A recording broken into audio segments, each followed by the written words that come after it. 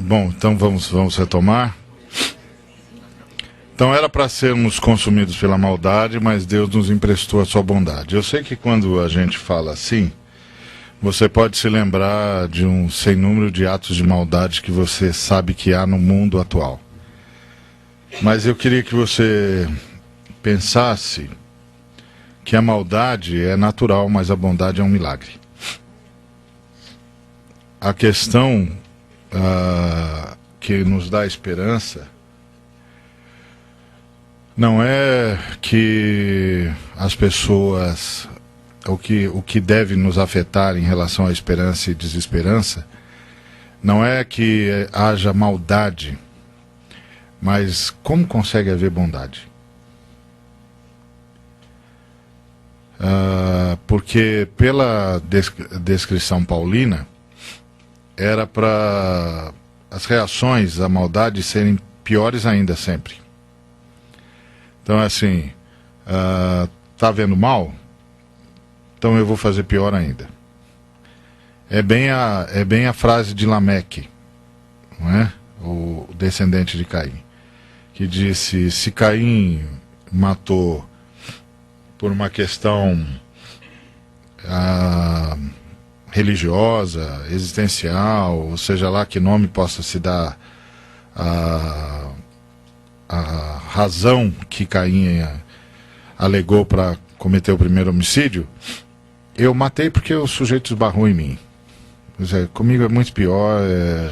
E tem mais, e não adianta tentar me alcançar, porque se Caim foi vingado 7 vezes, eu serei vingado 70 vezes 7. Ou seja, eu vou ser muito pior. Vou ser muito pior. Essa era a reação que deveria ser sempre. Então o milagre, o que nos traz esperança, é a bondade no meio disso tudo. O fato de que a mídia nos fala da chacina, nos fala da guerra, da destruição da África, por exemplo, mas ela não fala das centenas de pessoas que estão dando a sua vida para melhorar aquilo tudo. Isso é um milagre. Uma vez eu fui presidente da Visão Mundial durante 5 anos, até março. E aí saí porque não pode ter mais, não pode ter reeleições, né? Só tem uma reeleição. Então, eu fui uma vez num congresso mundial da Visão Mundial, que foi na Romênia, e quem falou naquele evento foi o comissário da ONU para a África, para a questão de saúde. E ele então foi convidado para ser o preletor um dos preletores daquela convenção mundial.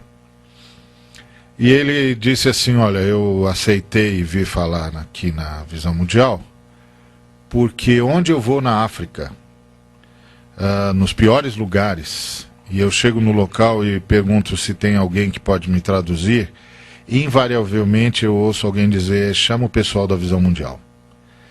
E aí eu fiquei me perguntando o que esse pessoal faz nos piores lugares do mundo. E o que motiva esse pessoal? Porque eu os encontro em todos os lugares onde eu vou, nos piores.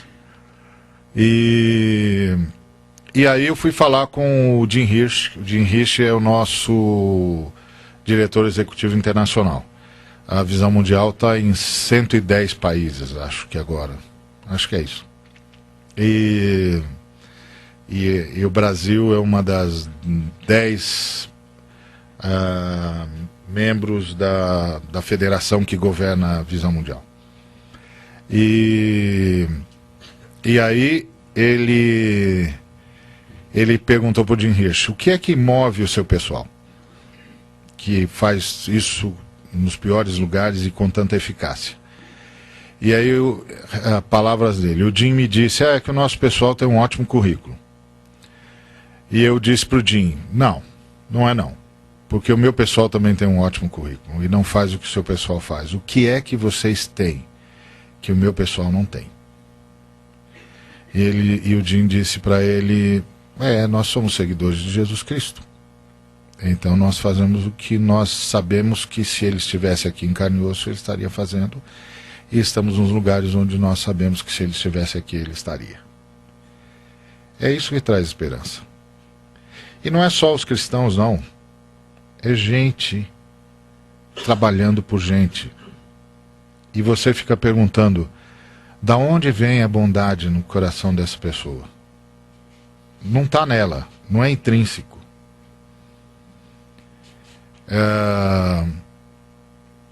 Como é que tem alguma coisa vencendo a maldade que há nela?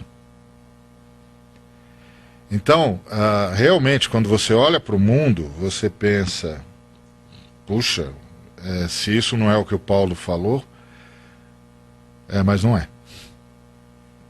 Não é. O que o Paulo falou é muito pior. O que o Paulo falou seria universal. Ninguém, absolutamente ninguém, escaparia. Então é dessa esperança que nós estamos falando. Alguma coisa aconteceu. Que é isso, era para sermos consumidos pela maldade, mas Deus nos emprestou a sua bondade. Por quê? Porque toda boa dádiva e todo dom perfeito vem do alto, descendo do Pai das luzes, em quem não há mudança nem sombra de variação. Foi o que o apóstolo Tiago nos ensinou. Ou seja, tudo de bom que acontece no mundo é presente de Deus. O cientista que agora está descobrindo um processo, uma cura, etc., é presente de Deus. Mesmo que ele nunca venha atribuir a Deus, porque Deus tem essa virtude. A melhor coisa que alguém pode fazer é glorificar a Deus. Mas Deus não age em relação ao ser humano na proporção do quanto o ser humano o glorifica. É isso que a gente tem de saber de Deus sempre. A melhor coisa que um ser humano pode fazer é glorificar a Deus. Mas Deus não age nos seres humanos e com os seres humanos e pelos seres humanos na proporção em que nós o glorificamos. Ele é movido por outra coisa. Ele não é movido pela nossa resposta. Então, é isso que o Paulo chama de graça. É mais do que favor imerecido. Quando a gente pergunta para qualquer cristão, imagino que em qualquer parte do mundo, o que é graça, a resposta invariável é favor imerecido. Mas eu não sei se consigo transmitir para os irmãos e irmãs que essa definição nem arranha o que é a graça. Nem arranha. Então, tudo de bom que acontece no mundo é presente de Deus. E isso é uma coisa que a gente não pode esquecer jamais.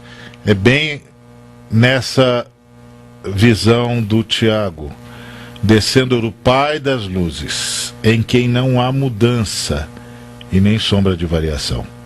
Ou seja, há uma estabilidade em Deus que a minha infidelidade não consegue alterar. Há uma estabilidade em Deus que a minha rebeldia não consegue alterar. Há uma estabilidade em Deus que a minha ingratidão não consegue alterar. Nós estamos falando de algo muito mais profundo do que a frase favor imerecido consegue dizer. Por isso, quando eu ouço às vezes alguns irmãos dizerem, não, eu estou com um problema, mas eu vou participar de uma campanha XY, e no final dessa campanha XY Deus tem de me abençoar, ou coisa que o valha, ou quando eu ouço um irmão dizendo, eu vou determinar, eu fico olhando, dizendo, ué, do que ele está falando? Exatamente, eu não consigo nem entender o que ele está falando. Eu falo, irmão, mas o que você está falando? Você está falando que vai forçar Deus a ser mais gracioso do que já é? Mas você sabe exatamente o que é a graça de Deus? Então do que você está falando? Então às vezes eu me dou conta de que nós banalizamos isso. Nós banalizamos e isso em detrimento das nossas orações, porque aí a gente não sabe mais como orar. Até porque não sabe mais com quem está falando. Não é? E o princípio da eficácia da comunicação é você saber com quem que você está falando. Não é? Então não sabe mais com quem está falando, fica difícil orar. E às vezes eu fico me perguntando como é que nós estamos orando agora. Então, Deus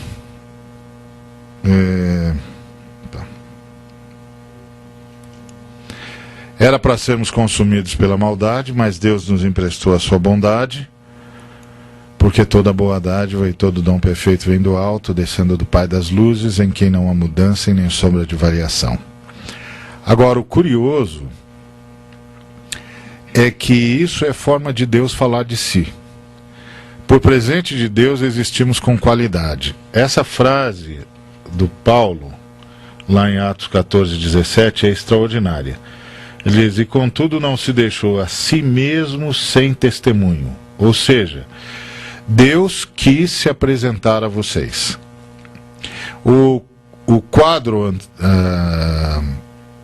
o escopo, o ambiente em que essa frase foi dita foi o seguinte, o contexto foi o seguinte: o apóstolo Paulo e o Barnabé estavam pregando na região de Listra, e o Paulo viu que uma pessoa que tinha portadora de deficiência na área de coordenação motora, que enquanto ele falava, surgiu naquela pessoa fé suficiente para ela ser curada.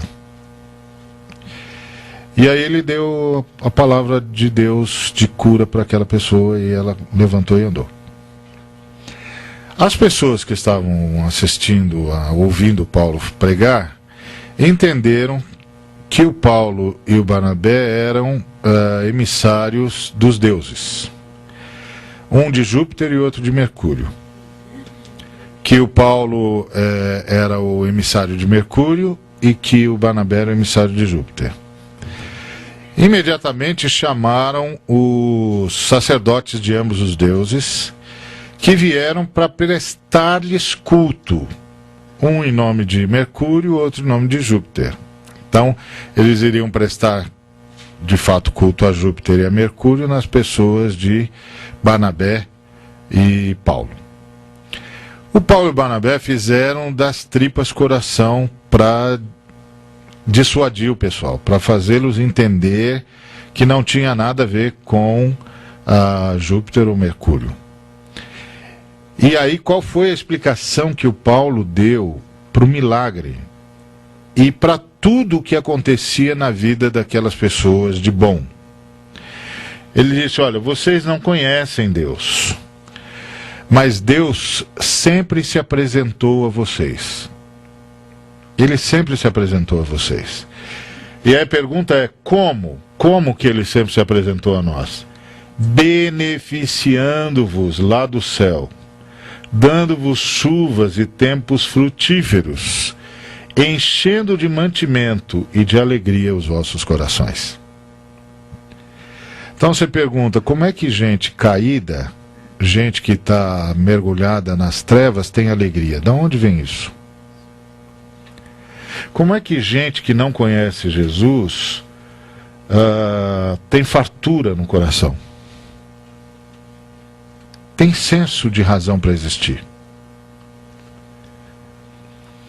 Você sabe, é que Deus é um péssimo marketólogo.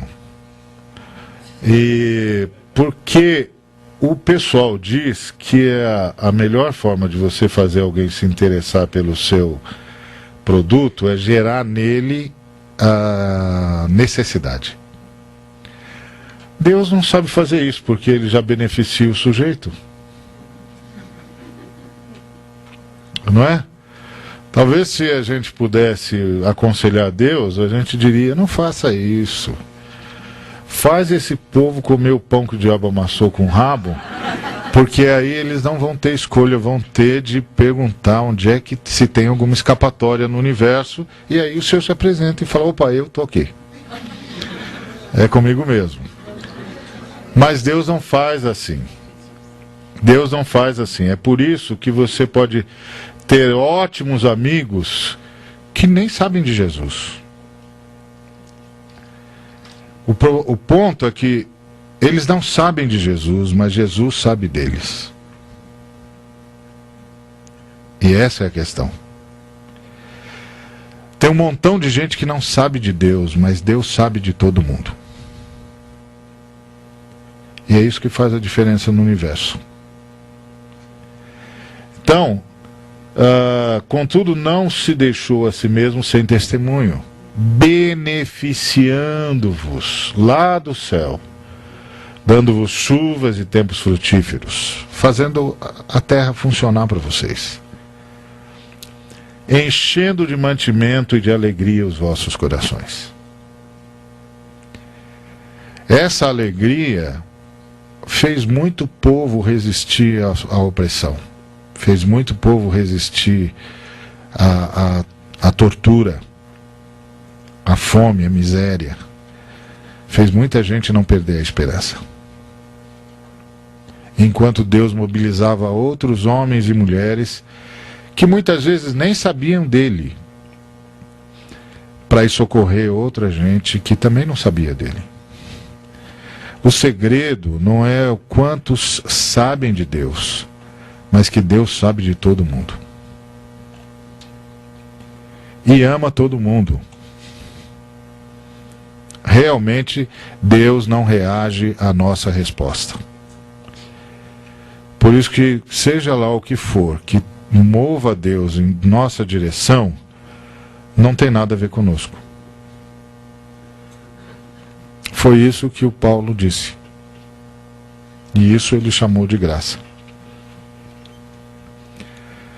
E essa disposição de Deus, é essa disposição de Deus que manteve e mantém toda a criação.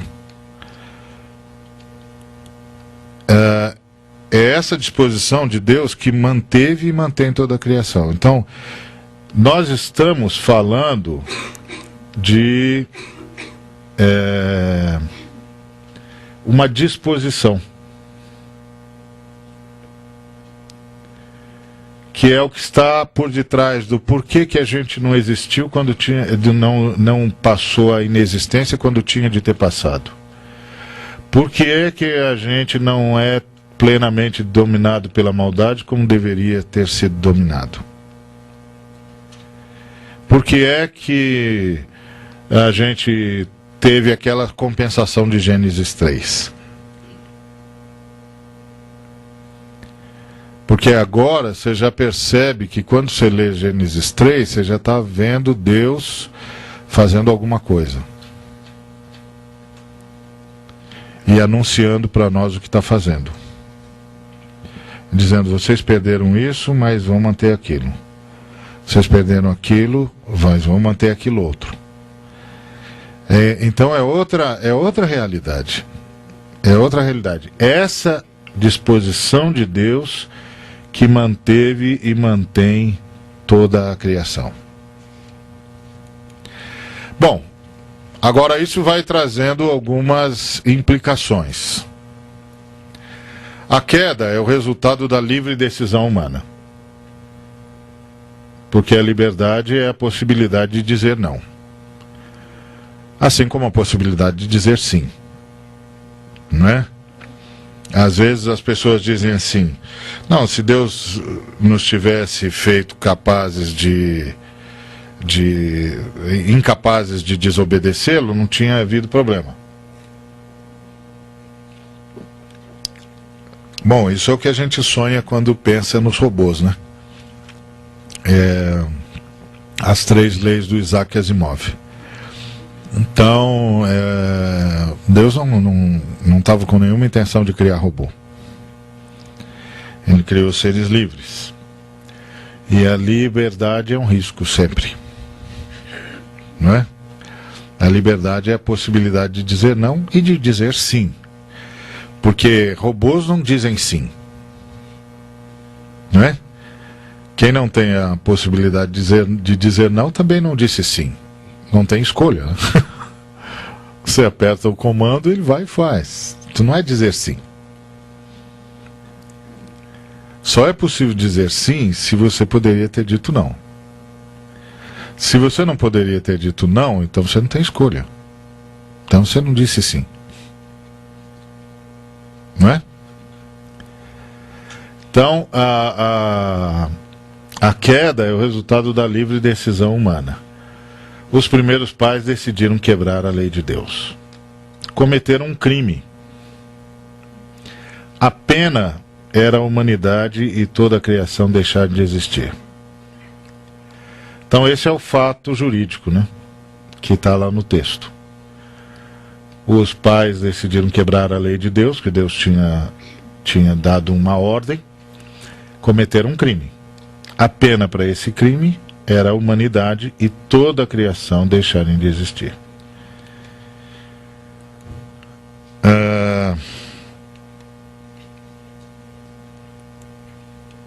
E aí a questão é o que Deus fez com a justiça. Que crime é uma questão de justiça. Então o que Deus fez com a justiça? E a pergunta, e justiça é um atributo de Deus. Quando Abraão foi orar por Sodoma, o argumento que ele usou para orar foi: não faria justiça o juiz de toda a terra? Porque o Senhor disse que iria destruir Sodoma e Gomorra e as cidades circunvizinhas. O Abraão se lembrou de Ló, seu sobrinho que estava lá. Aí ele vai orar por Ló.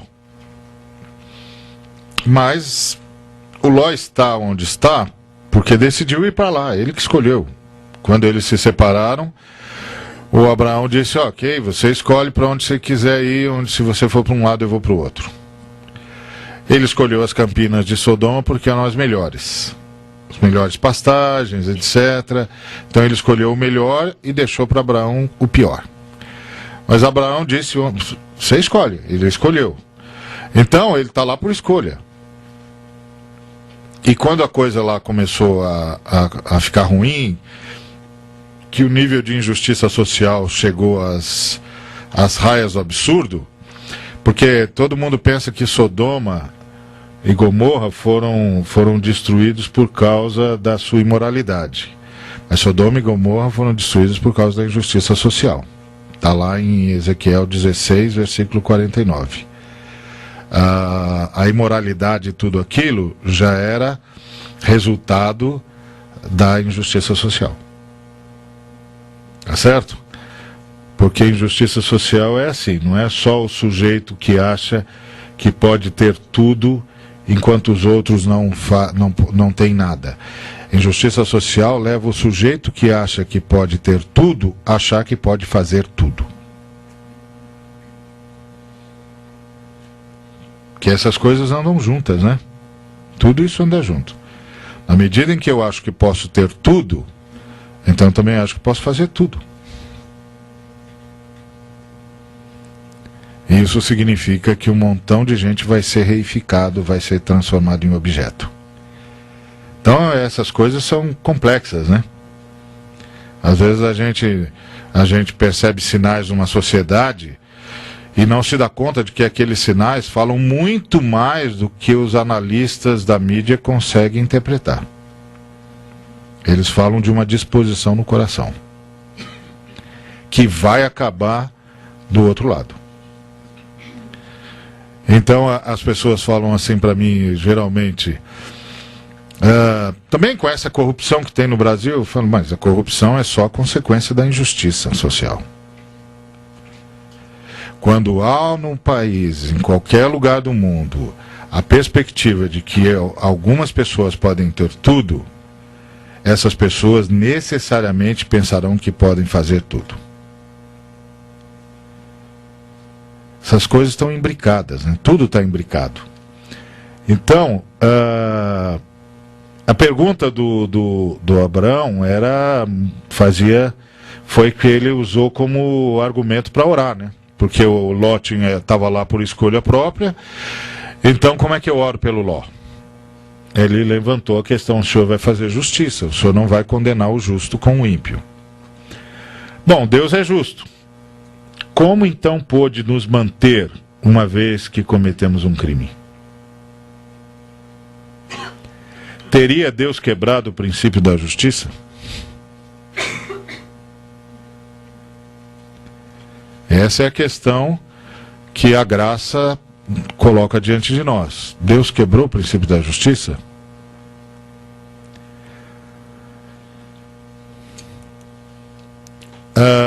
E aí temos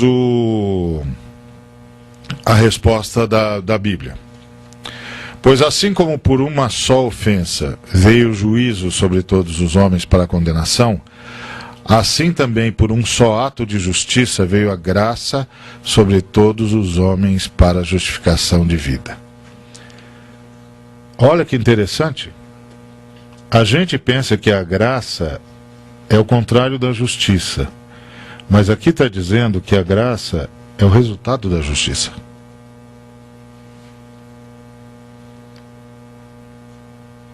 O que esse texto está dizendo? Assim também por um só ato de justiça veio a graça.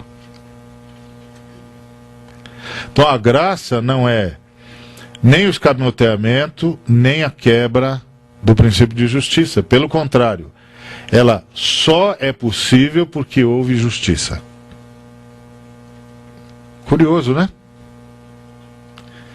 E aí arremata o apóstolo: mas vós sois dele, em Jesus Cristo, o qual para nós foi feito por Deus sabedoria e justiça e santificação e redenção. O que esses dois textos estão nos ensinando? Não, que Deus não abriu mão do princípio de justiça, não. Que ele resolveu o problema do princípio, porque justiça é um princípio, né?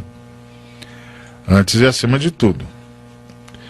É um princípio que mantém os relacionamentos no equilíbrio, né? É que a gente já trabalha com justiça a partir da legalidade, né? Então o que é ilegal é injusto, o que é legal é justo. Não necessariamente. Justiça é um princípio anterior à lei.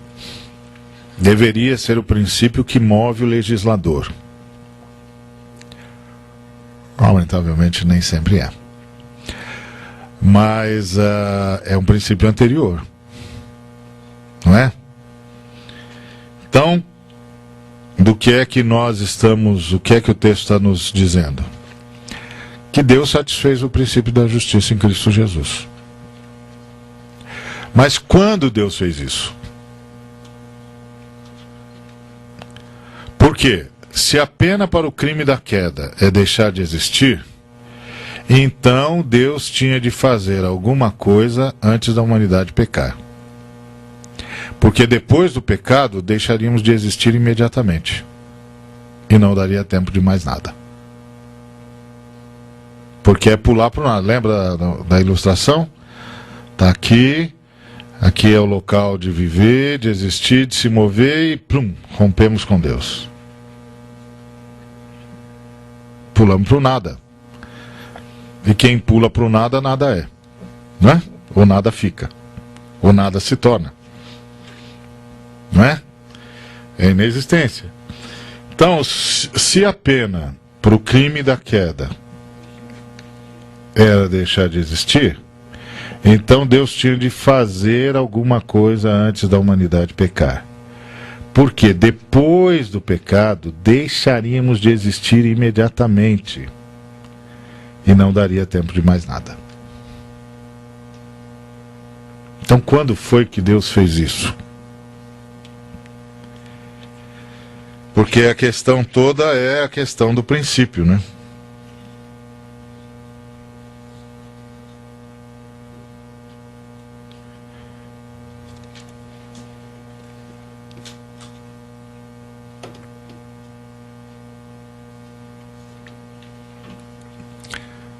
E aí o Pedro responde a nossa pergunta.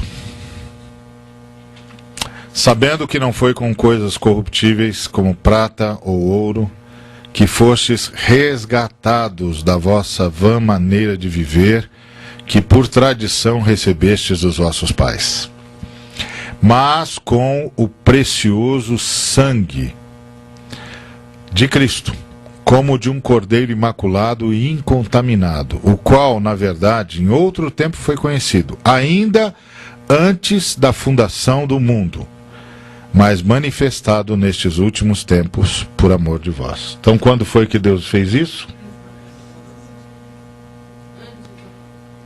Antes da fundação do mundo. Deus satisfez o princípio da justiça, para poder agir a partir dessa disposição que havia no coração da Trindade.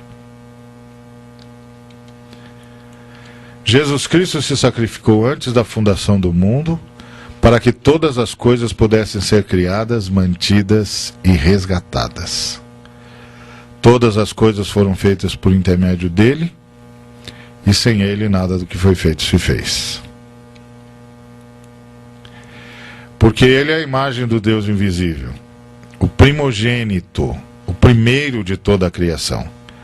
Porque nele foram criadas todas as coisas, que há nos céus e na terra, visíveis e invisíveis, sejam tronos, sejam dominações, sejam principados, sejam potestades, tudo foi criado por ele e para ele.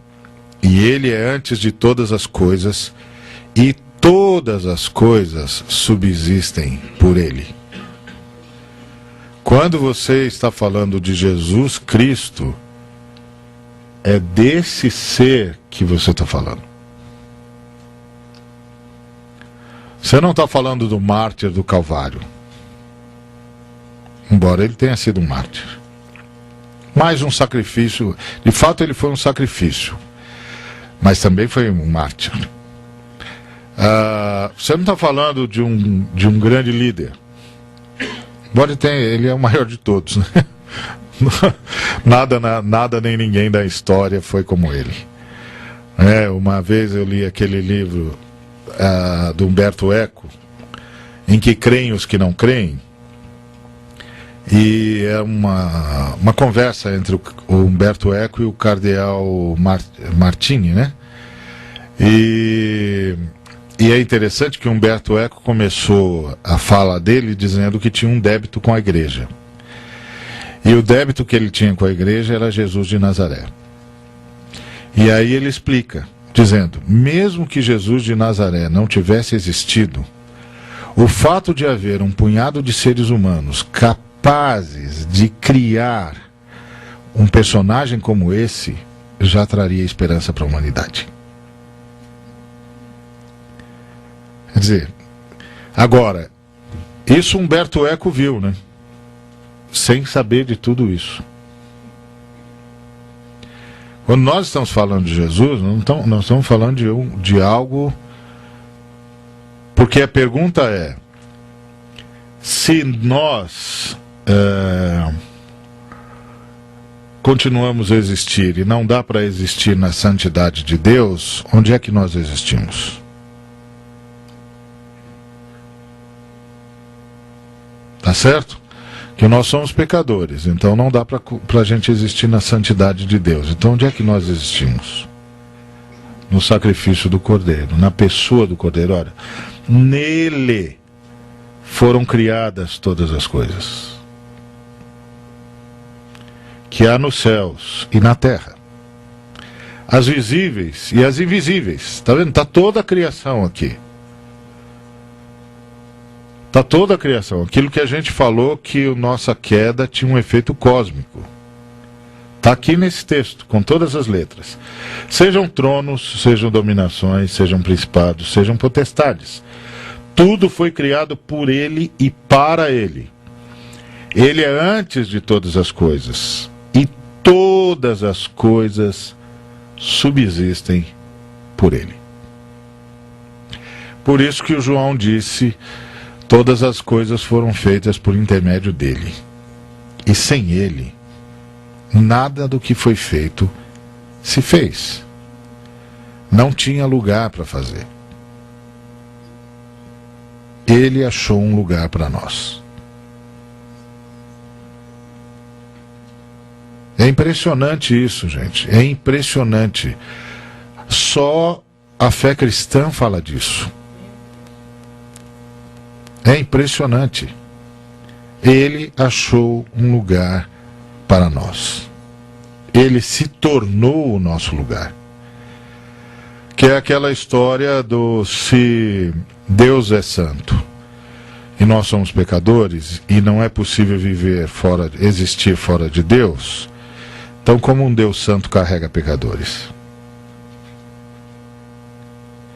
É porque entre o Deus santo e nós pecadores tem um mediador. É o remédio que faz com que o transplantado não morra, que faz a mediação entre o organismo e o órgão alienígena.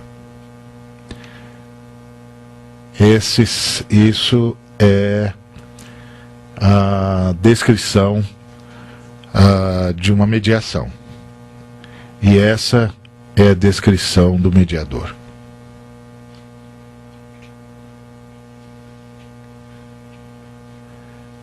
Então, quando nós falamos de graça, do que é que nós estamos falando? Então, a nossa pergunta era: quando Deus fez isso? Antes da fundação do mundo.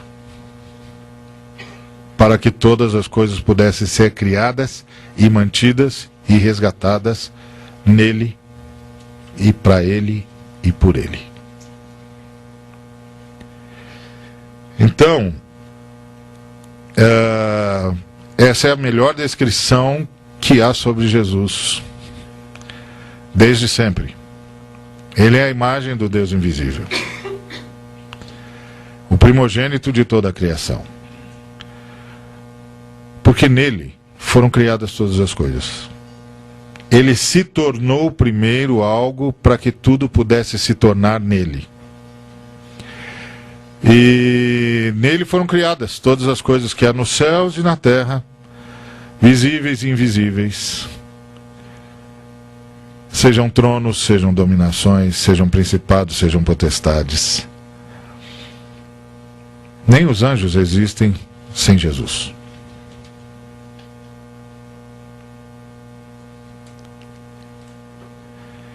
Tudo foi criado por Ele e para Ele. Ele é antes de todas as coisas. E todas as coisas subsistem por Ele.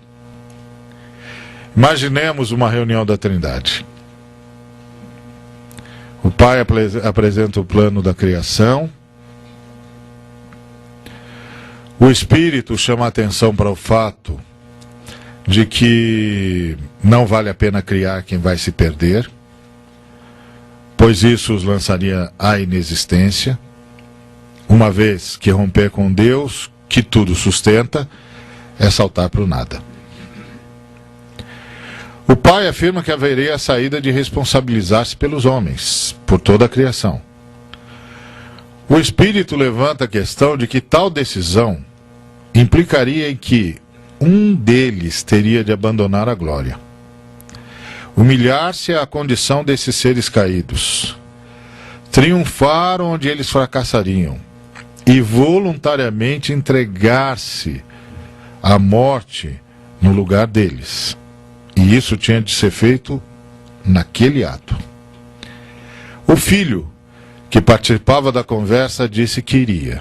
E a Trindade, com o mesmo poder que diria haja luz, disse haja cruz. E o Deus Filho se fez o Cordeiro de Deus, que tira o pecado do mundo. E, com os demais membros da Trindade, sentiu a dor do sacrifício, do sofrimento que a humanidade, antes de existir, impôs a Deus. Se a Trindade não tivesse, em primeiro lugar, dito haja cruz, não valeria a pena dizer haja luz. Está ficando claro para os irmãos o que é que nós falamos quando nós falamos sobre graça? Pela graça sois salvos, mediante a fé. E isto não vem de vós, é dom de Deus, não de obras, para que ninguém se glorie. Porque somos feitura dele, criados em Cristo Jesus, para as boas obras, as quais Deus, de antemão, preparou para que andássemos nelas. Em Cristo Jesus. Então, essa ação, quando Jesus, você pode agora imaginar Jesus andando entre nós e dizendo, quando Nicodemos pergunta para ele, afinal de contas, o que é que está acontecendo? Porque nós sabemos que o Senhor é mestre, porque o Senhor não... Ninguém falaria e faria as coisas que o Senhor faz se não fosse um mestre. Mas o que está acontecendo? O Senhor é mais do que isso. O que está acontecendo? E aí Jesus responde, o que está acontecendo é que Deus amou o mundo de tal maneira que deu o seu Filho unigênito, para que todo aquele que nele crê não pereça, mas tenha a vida eterna. É disso que nós estamos falando quando dizemos, pela graça sois salvos. Isso é a fé cristã. A fé cristã não é uma religião. A fé cristã é uma convicção de que há um ser que nos ama e que por amar-nos foi as últimas consequências.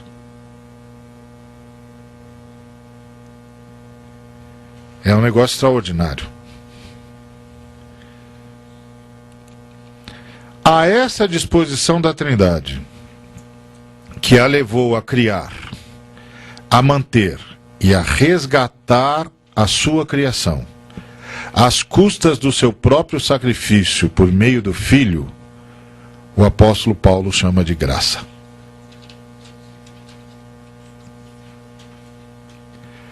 Então, eu queria propor aos irmãos e irmãs que uma possível definição para a palavra graça é a disposição da Trindade que a levou a criar, a manter e a resgatar a sua criação às custas do seu próprio sacrifício por meio do Filho.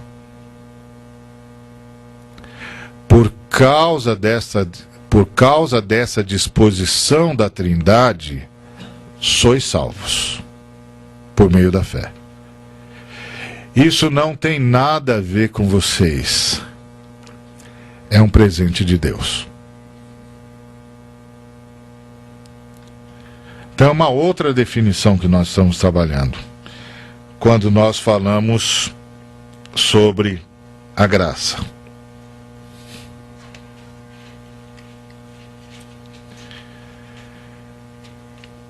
E então aquela ilustração que nós fizemos em relação à Trindade, é claro que não é assim, é óbvio, até porque imaginar uma reunião da Trindade é impossível, né? Então isso aqui é uma licença poética ad extremis. Então, é só para a gente ter uma ideia do quadro, né? Por favor, não diga que foi assim que aconteceu. Não tem jeito de saber o que houve. A gente só está tentando entender até onde a gente consegue entender. E aí nós temos de pedir várias licenças poéticas, né? Posso. Então, é só uma ilustração pálida do que nós estamos falando. Até porque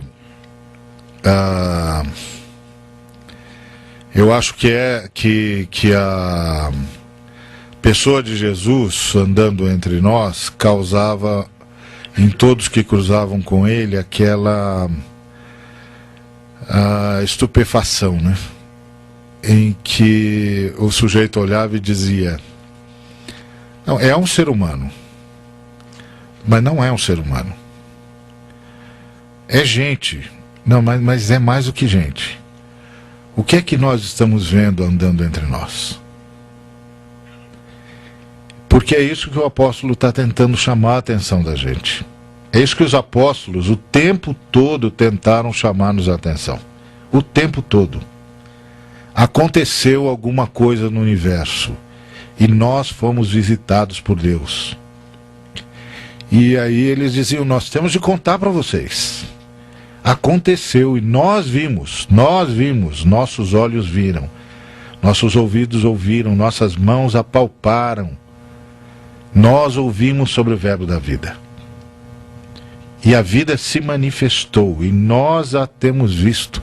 E nós queremos dar testemunho para vocês. Nós vimos, nós fomos visitados. Então é uma coisa extraordinária. E eu acho que uma das coisas mais tristes que eu vejo na igreja de hoje é que nós perdemos o encantamento. Nós não nos encantamos mais com Cristo. E como é possível falar de alguém assim e não ficar encantado com o que você está vendo? Como é que isso não mexe com a gente? Como é que isso não coloca a gente de joelhos? Como o leproso que se ajoelhou diante dele dizendo: olha, eu não sei quem tu és, mas eu sei que se tu quiseres podes curar-me, porque eu vejo em ti alguma coisa que eu não sei explicar e que me coloca de joelhos. Então eu fico às vezes muito impressionado como nós não ficamos mais de joelhos, não é? Sim, eu me lembro que uma vez um irmão falou para mim, eu achei que ele foi muito corajoso, aliás. Ele falou assim: Ari, o céu não vai ser uma chatice? Eu falei: bom, primeiro precisamos ver o que você entende por céu, o que as escrituras falam de céu, mas antes de gastarmos 40 horas falando sobre isso, explica para mim por que você acha que é uma chatice. Aí ele disse: não, porque esse negócio de ficar com uma harpa cantando para Deus, dizendo aleluia, aleluia por toda a eternidade, isso não, um dia a gente não vai cansar. Falei: olha, irmão, na verdade o céu que você fala é um céu que eu nem sei qual é, mas também não vou entrar nesse mérito. Eu só quero dizer para você o seguinte: louvor não é uma ação, é uma reação. Não tem ninguém que vê Deus que não cai de joelhos. Não tem ninguém que vê Deus e que não explode em aleluia. Não é uma ação, é uma reação. A gente não louva porque é obrigado a louvar, é porque não tem outra coisa para fazer. Tem mais outra coisa para fazer? O que mais tem para fazer? Só dizer aleluia. Então, você está equivocado. Nós vamos andar de camisola branca e arpinha falando aleluia o tempo todo. Mas a proposta do Novo Testamento, aliás, nem sai da terra, mas só dá uma saidinha e volta. Mas não vou entrar nesse mérito com você, não. Mas o louvor, a questão toda da sua colocação é a sua visão de louvor. Não é nem a sua visão de céu. É que você está pensando que louvor é uma obrigação. E louvor é uma reação. Não tem como. Quando Deus se revela, você cai de joelhos. E diz: bendito seja o Eterno que se manifestou em Cristo Jesus. Bendito seja Cristo Jesus que abandonou a sua glória para revelar-nos a Trindade. Isso é a fé cristã. E isso faz a gente ler o mundo de forma totalmente diferente, faz a gente ler o nosso relacionamento com as pessoas de forma totalmente diferente, e faz a gente reler todos os nossos relacionamentos com as coisas que nós chamamos de materiais. Muda tudo. Como disse Hebreus, depois que você viu a cidade que tem fundamentos, muda tudo na sua vida. Muda tudo. Você viu outra coisa, né? Então, posso mudar? Maneide, tudo bem? Então tá bom. Opa, peraí.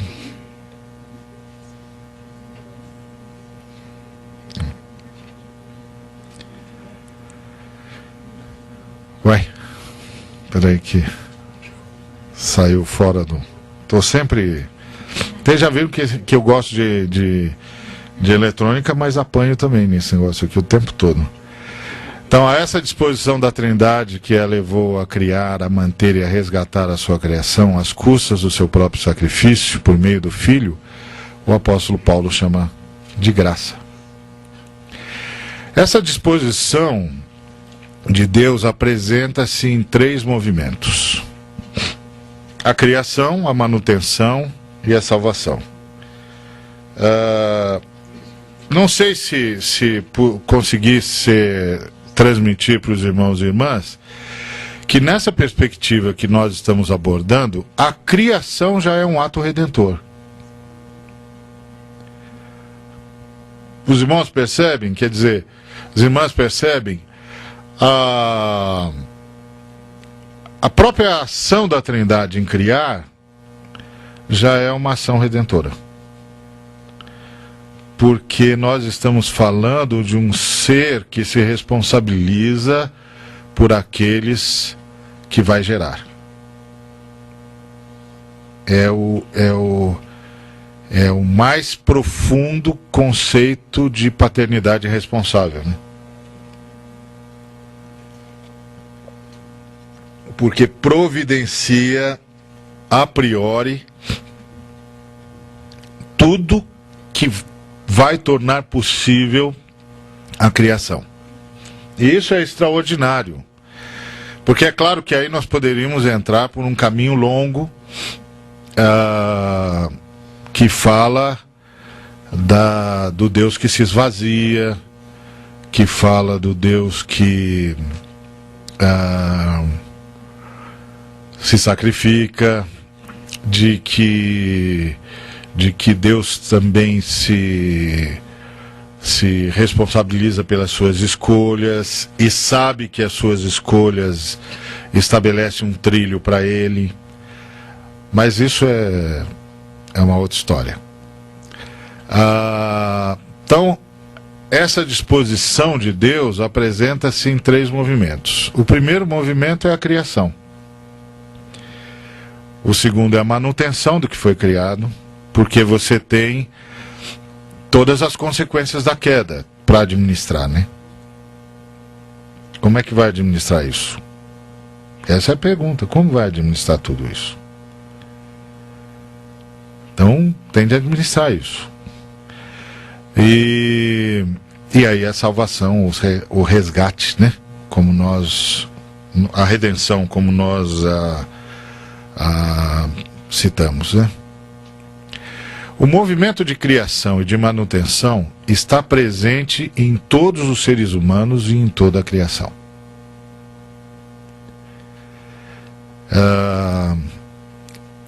Essa disposição de Deus é o que o Paulo chama de graça. Então eu vou só relembrar o que eu havia dito logo no início, que eu estou usando movimento, disposição, para não usar deliberadamente, para não usar a palavra graça, porque eu entendo, posso estar enganado, mas eu entendo que a palavra graça acabou se desgastando porque ela foi perdendo conteúdo para nós. E para algumas pessoas, a graça é quase como um colchão de amortecimento. Que é assim, aqueles negócios dos filmes que os caras pulam do 20º andar e caem num colchão de 3 metros de altura que vai amortecendo até anular a inércia e o sujeito sai andando. E aí parece que há um novo conteúdo para a palavra graça que faz com que o sujeito troque de roupa sem tomar banho. Ou seja, ele é perdoado, mas não é transformado. Então, ser perdoado sem ser transformado é como trocar de roupa sem tomar banho. Então, assim, a roupa está novinha, mas o sujeito continua impregnado do mesmo pó.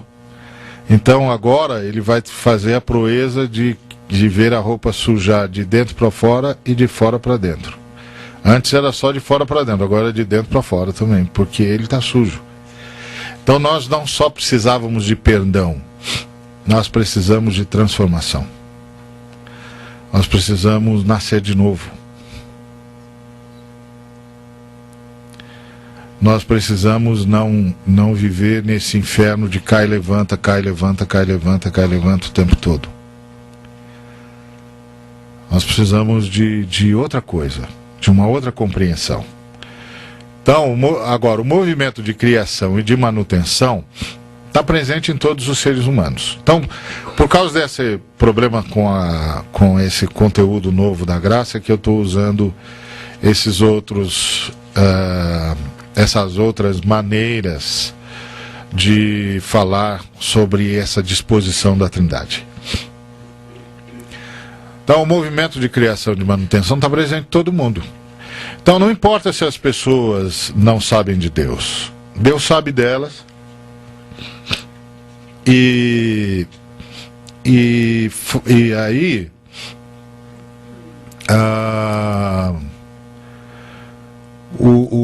O Senhor faz o universo conspirar em favor do ser humano. É por isso que as pessoas mantêm esperança, é por isso que as pessoas insistem, lutam e buscam e alcançam.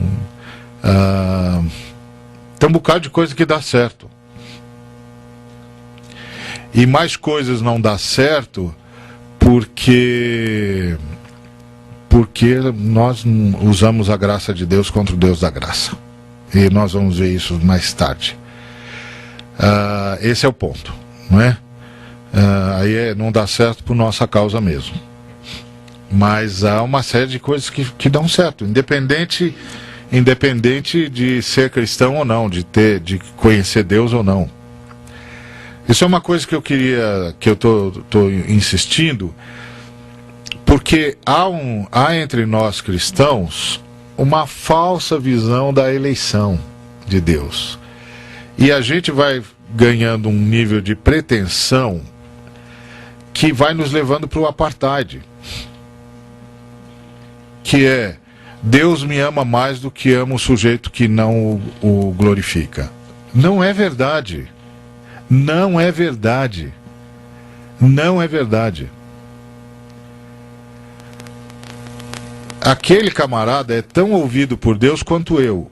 A diferença entre mim e ele é que muitas vezes, e na maioria das vezes, ele tem se recusado a ouvir a Deus. Mas Deus nunca se recusou em ouvi-lo. Mas ele se recusa. Não acredito em Deus. Não acho que ninguém precisa de Deus.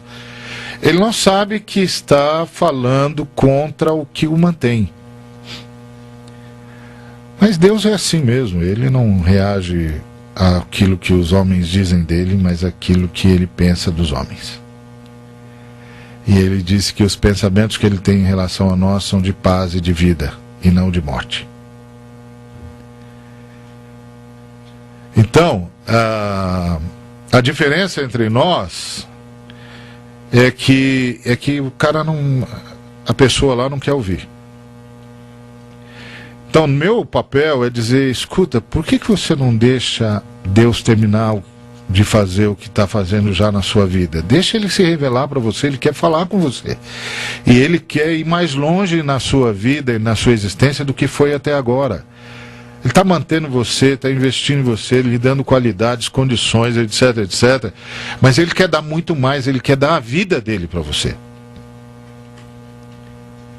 Ele quer que você e ele se tornem um só espírito.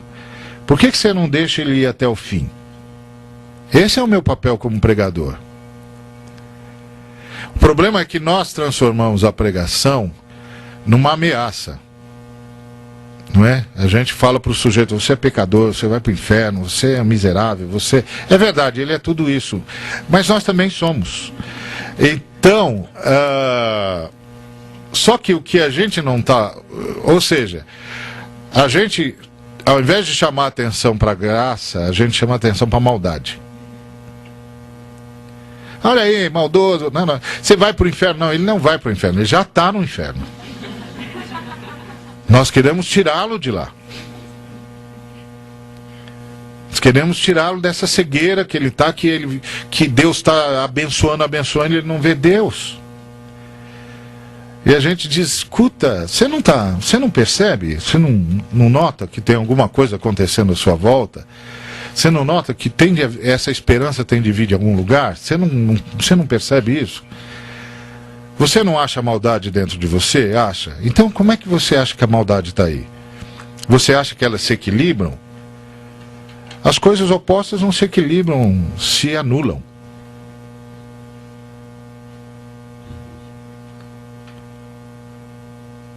Tá certo? Então o que está acontecendo com você? Você nunca perguntou o que está acontecendo com você? Por que apesar da maldade você conhece a bondade? Maldade que você reconhece em si mesmo. Você não está percebendo o amor de Deus, quanto Deus gosta de você e quanto Deus está querendo se revelar a você. Ele quer ir muito mais longe do que foi. Mas você abre o coração para ele, para considerar uma vez sequer que pode haver alguma coisa maior do que você está vendo. E por isso que eu estou insistindo nisso, porque eu estou percebendo, principalmente na igreja brasileira, um espírito de apartheid. Isso é não saber nada da graça de Deus. Isso é não saber nada da disposição da Trindade. Isso é uma coisa assustadora. Assustadora. Eu tenho medo se nós nos tornarmos a maioria dos brasileiros com esse espírito. Eu tenho medo, porque gente assim se torna muito má. E uma coisa é ser má, outra coisa é ser má em nome de Deus.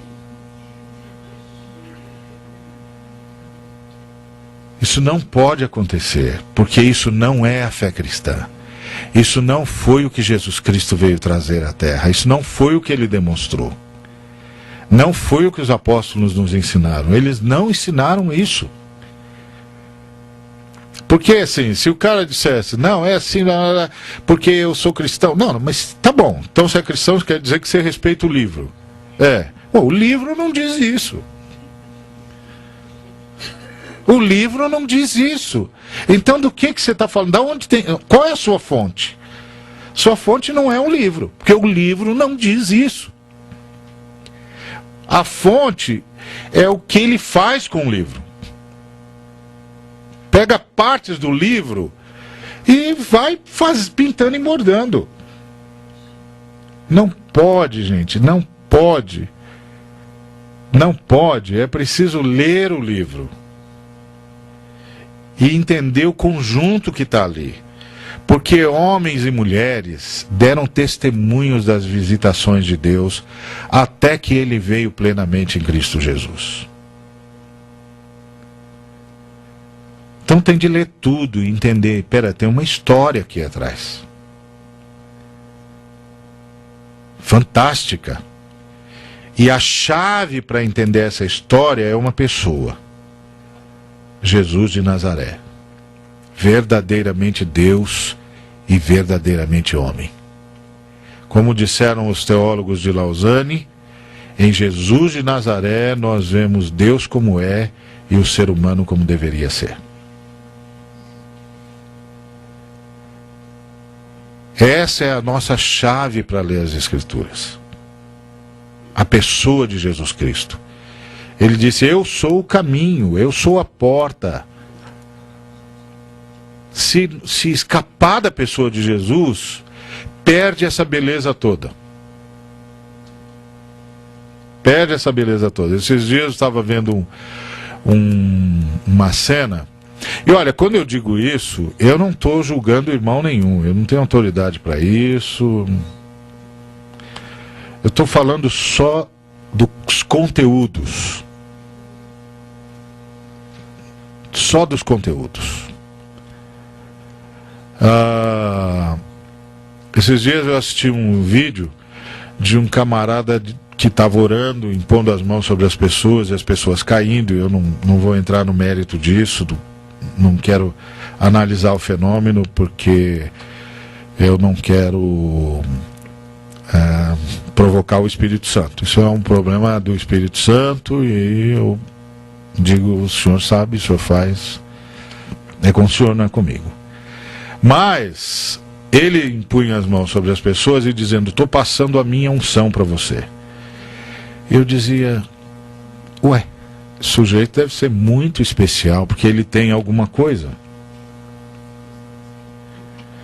Eu nunca soube de nenhum ser humano que tivesse alguma coisa para passar desse jeito.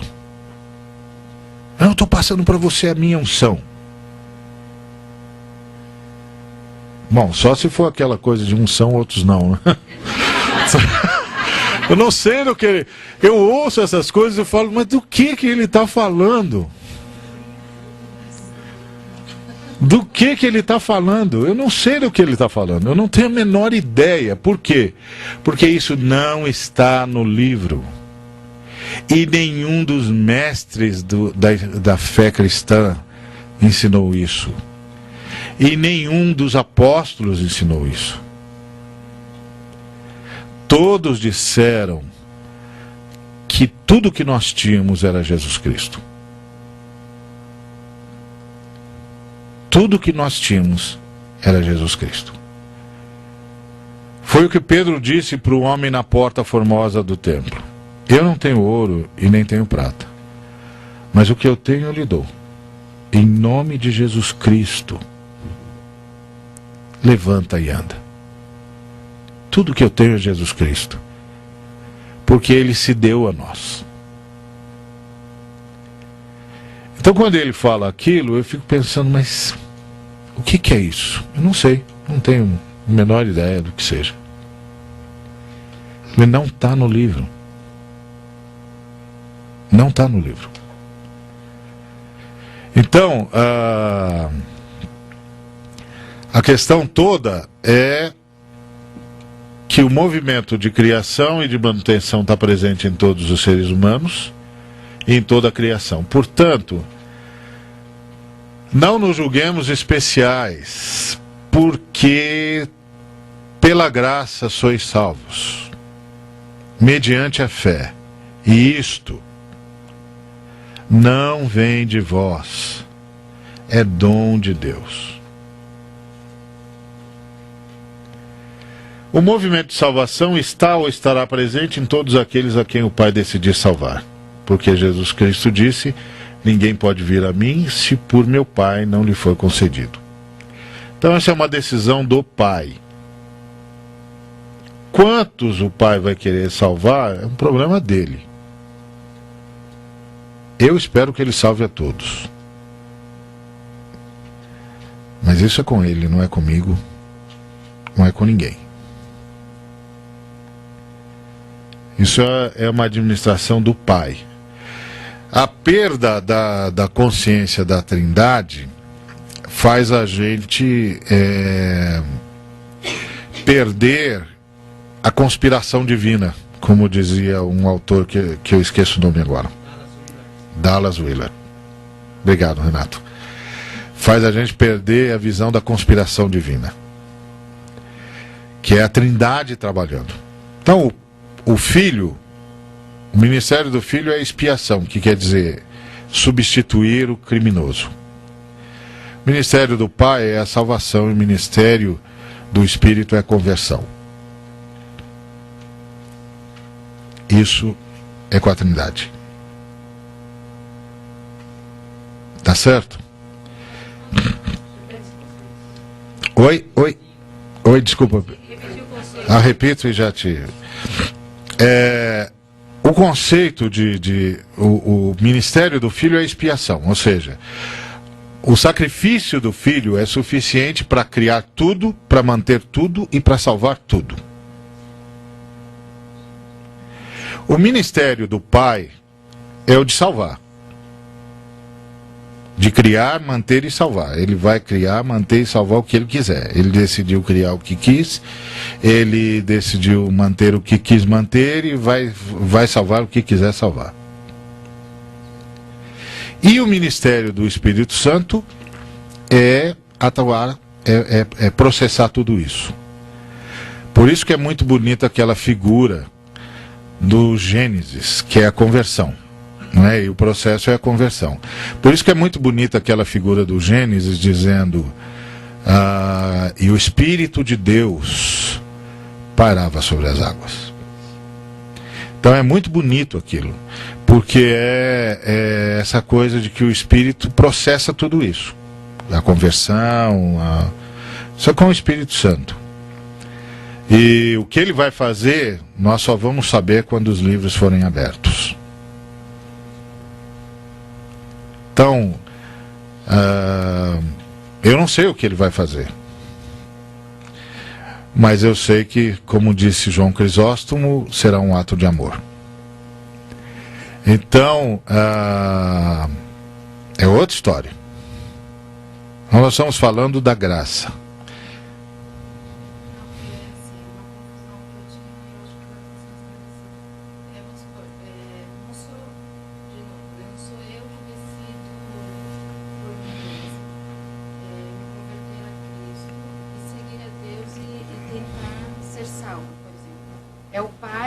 Já tem nos planos dele se ele vai ou não me salvar, por exemplo, vai me tocar para que eu seja convertida e que eu volte a Cristo.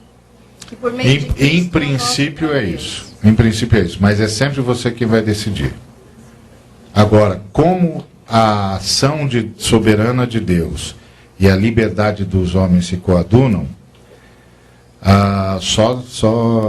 como dizia Calvino, Deus é soberano, o homem é livre, e isso só se encontra na cabeça de Deus. Então, nós estamos falando sobre o grande mistério da soberania de Deus e da liberdade humana. Mas, quem sabe, enquanto a gente está estudando aqui, outras coisas venham à tona. Se Deus faz a escolha e o ser humano fala não? Não sei. Eu não sei como é a escolha e... Quando ele fizer essa escolha, eu sei que se ele não vem por amor, ele vem pela dor, mas... o Calvino dizia que a graça é irresistível. Mas isso é o Calvino que dizia. Então pode ser que o Calvino esteja certo. Se o Calvino estiver certo, então a graça é irresistível. Se o Calvino não estiver certo, a graça pode ser resistida. Quem é idôneo para saber essas coisas? Essas coisas são profundas. O que a gente sabe é que nós estamos num ambiente da graça.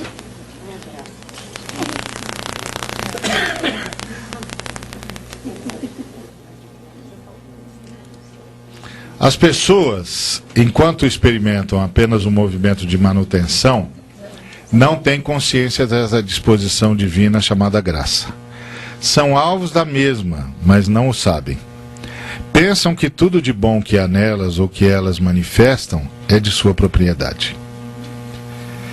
Essa provavelmente é a maior distinção entre os que estão experimentando o movimento de manutenção e não o movimento de salvação. É que eles não têm consciência disso.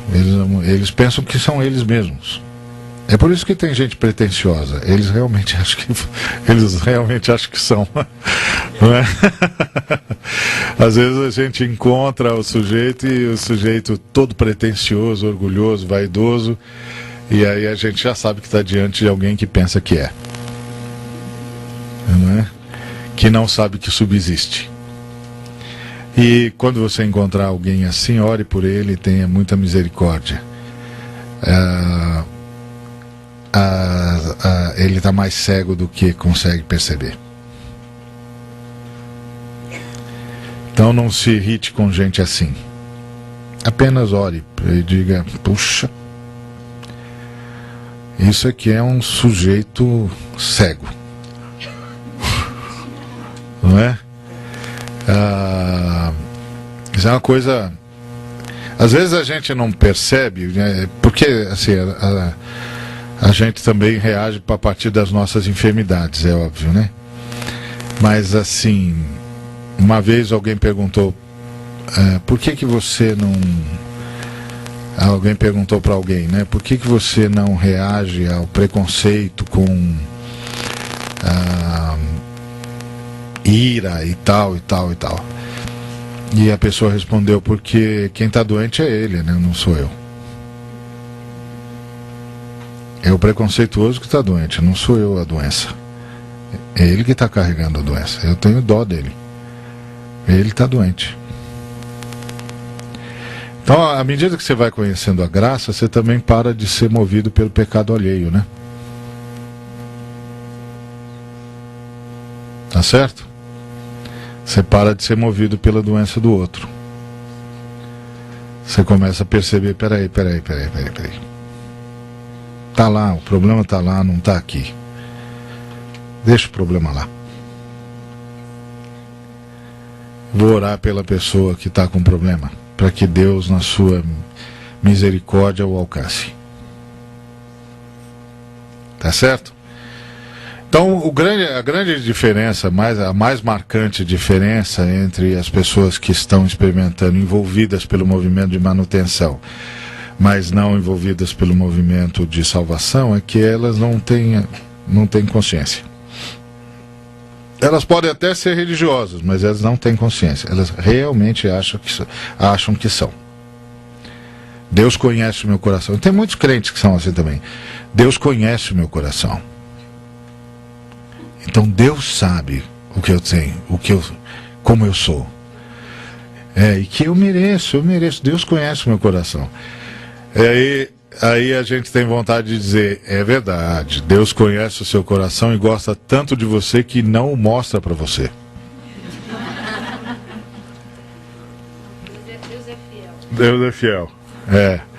Então Deus é fiel ao seu amor para conosco, né? Então, a camarada fala: Deus conhece o meu coração. Eu sei que Ele conhece, verdade. E que bom que Ele não mostra nem o seu nem o meu. E aí Ele pode ser gracioso comigo e com você. E eu escrevi um artigo falando que agora a gente devia viver no tom da paixão de Cristo. Que é assim: se o pecado dos primeiros pais tinha potencial suficiente para destruir toda a criação, então todo pecado tem o mesmo potencial. Então, isso quer dizer que os descendentes dos primeiros pais continuaram atentando contra a existência o tempo todo. E aí a grande pergunta é: Por que Deus não disse, escuta, também já é demais, né? Vocês insistem em querer destruir tudo. E aí a gente dá um salto para a paixão. E a última frase do Senhor sobre nós foi: Pai, perdoa-os, eles não sabem o que fazem. Eles não sabem que cada movimento desse é para destruir tudo. Eles não têm a menor ideia de onde eles se meteram e das bobagens que eles estão fazendo. Perdoa-os, não destrói nada. Continua mantendo tudo. Porque se é verdade que todo pecado tem potencial para destruir, Deus ficou com com uma de duas escolhas: ou perdoa sempre, ou destrói tudo. E aí está o sacrifício. Todas as vezes que alguém peca, o Pai sabe, já está lá contado no sacrifício. O sacrifício atingiu esse ato também. Então a oração de Jesus é: Pai, perdoa-os, eles não sabem, eles não têm a menor ideia do que é esse ato de rebelião. Eles não sabem o que é pecar. Eles não têm a menor ideia da idiotice que eles estão fazendo. E eles não sabem que o inimigo é um suicida radical. Alguém vendeu a ideia para nós de que o inimigo quer criar um reino paralelo. Não, ele quer destruir tudo. Ele é um suicida radical. Então, olha o tamanho do sacrifício de Cristo. E é por isso que quando as pessoas pecam contra a gente, mais cedo ou mais tarde o Espírito Santo nos faz perceber: não foi contra você. Foi contra o universo. Porque foi contra Deus. E Deus manteve o universo, porque já resolveu isso na cruz. Fica lá também. Deixa tudo resolvido na cruz. Deixa tudo resolvido na cruz e perdoa como eu te perdoei. Epa. Vocês querem começar as perguntas? É melhor deixar para o final da tarde, senão eu não vou chegar lá. Oi? Tudo foi resolvido nas 3 tentações do deserto. É verdade. Ele venceu as tentações. Está escrito e foi para a cruz. Exatamente. Então, mas só vocês querem deixar para tarde? É melhor, né? Eu vou até o fim. Pode esperar?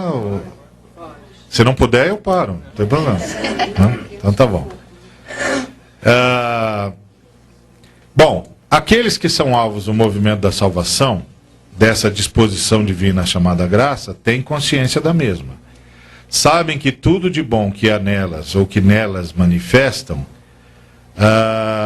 nelas se manifestam, né? Pulamos aqui a começar pelo privilégio de existir, é presente de Deus. Essa consciência que devia estar nos cristãos. E é por isso que o apóstolo disse: em tudo dê graças. Porque você está no privilégio, você está no lucro. Você pensa que você está no prejuízo, você está no lucro. Em tudo dá graças. O em tudo dá graças do Paulo não é aquela coisa assim: acabei de dar uma martelada no dedo com toda a vontade e aí digo aleluia, Senhor.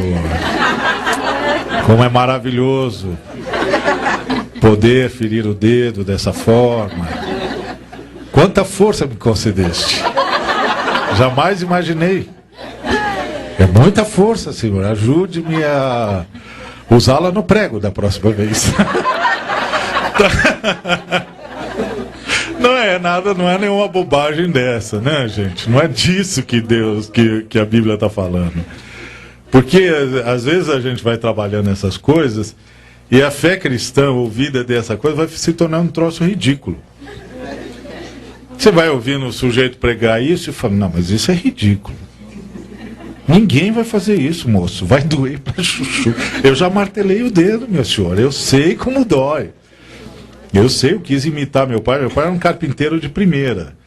E eu pensei que esse negócio era genético. E arrebentei o meu dedo. Descobri que não era não. Não era não. Eu tinha de aprender a martelar, eu não sabia. E aí, você vai ouvindo esses reducionismos, você começa a pensar, não, esse negócio é muito estúpido.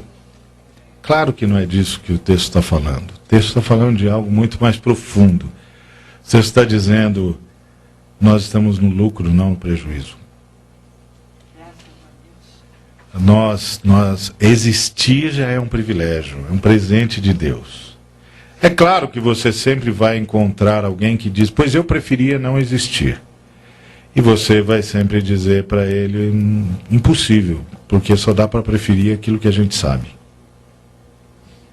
E você não sabe o que não é existir. Então, existir é tão bom que você sabe o que é preferir.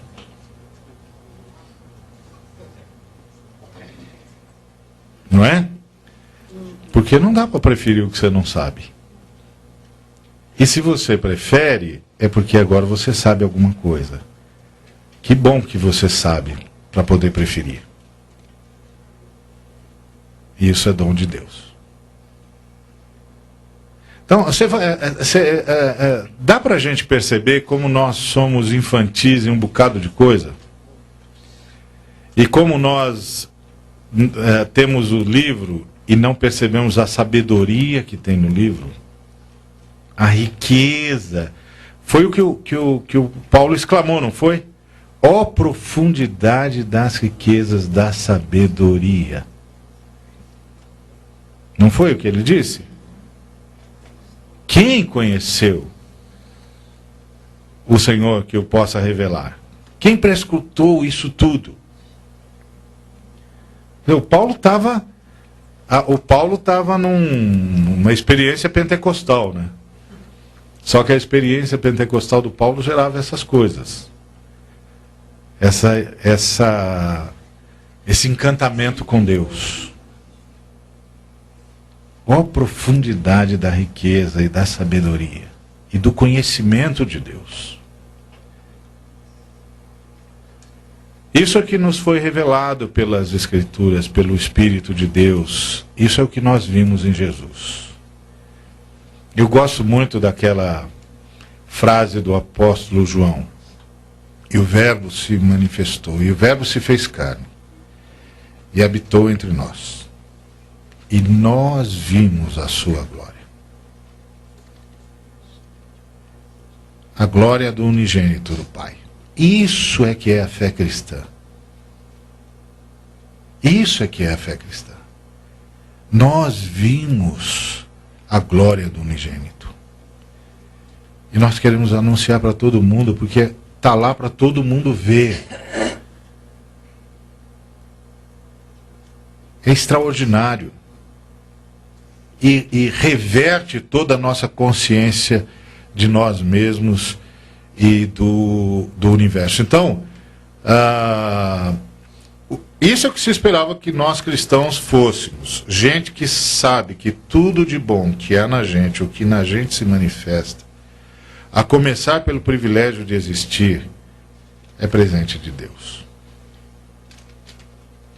Isso nos faria, inclusive, lidar com a morte de outra perspectiva. Uma vez nós tivemos de enfrentar a possibilidade da morte em casa, e eu chamei as minhas filhas, disse, filhas, pode ser que nós tenhamos uma perda em casa. Mas eu queria que vocês se lembrassem que o Senhor o tempo todo nos avisou que nós voltaríamos para o pó. Ele nunca disse quanto tempo nós teríamos. E Ele nos ensinou como viver bem, qualquer que seja o tempo que a gente tivesse. Então, se o Senhor decidir que vai haver essa perda, nós vamos chorar, nós vamos lamentar, mas nós não vamos blasfemar. Nós vamos reconhecer que Ele nos avisou e que nós estávamos prontos. Nós estávamos prontos para isso. O importante não é o quanto eu vou viver, mas como eu vou viver. É isso que faz a diferença. Porque o quanto eu não tenho como decidir. Mas no como eu posso ter uma grande participação. Então, sabem que tudo de bom que há nelas, ou que nelas se manifesta, a começar pelo privilégio de existir, é presente de Deus.